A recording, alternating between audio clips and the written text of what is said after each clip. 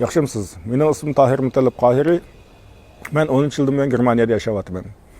Mening dadam ismi Mutallib Sidiq Qohiri. Dadam Uyg'urlarning dangli bir til tadqiqotchisi. Dadam bu yil 69 yoshda, dadamning salomatligi intayin nachar. Mening aloqam, oilam bilan bo'lgan aloqam 2017 yil 10-18 kuni uzilgandi.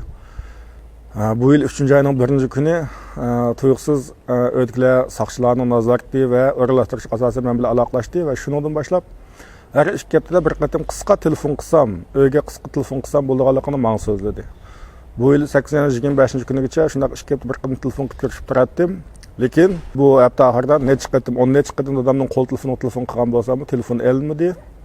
Boshqalar bilan aloqalashtirishgan bo'lsam, o'zidan hech qanday javob kelmadi. Shuning uchun hozir dadamning tutib ketilganligidan andish qilyapman.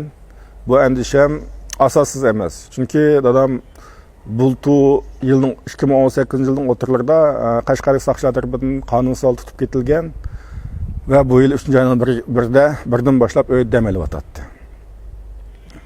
Shuning uchun men dadamni shu 2019-yil 9-oyning 16-kuni soat 10 vaqt soat 12gacha dadam oilamdagi birasi yoki soqchilar men bilan aloqalashishni umid qilaman. Aloqalashib dadamning nima ishkanligini menga deyishni umid qilaman. Agar undaq bo'lmasa, men dadam tutib ketildi, yana bir qatim qonunsal tutib ketilibdi deb xalqaro axborotlarga bu vaqt so'zlayman va dadamning erkinlik uchun qat'iy harakat etaman. So'zim tugadi. Rahmat.